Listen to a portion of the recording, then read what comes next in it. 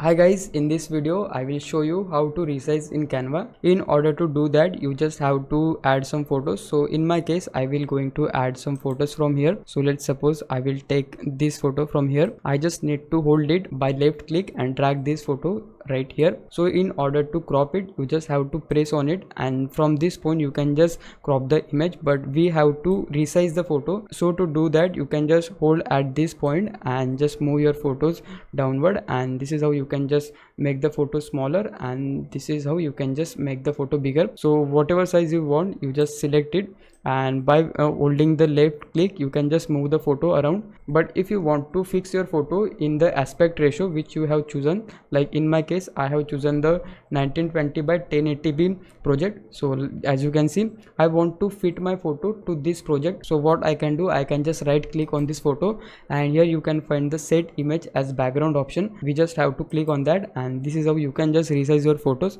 So if you want to detach this background, you can just right click on that photo again, and here you will find the detach image from background option. So this is how you can resize in Canva, and I hope I was a big help. Please consider subscribe my YouTube channel. Thank you so much for watching. Bye bye.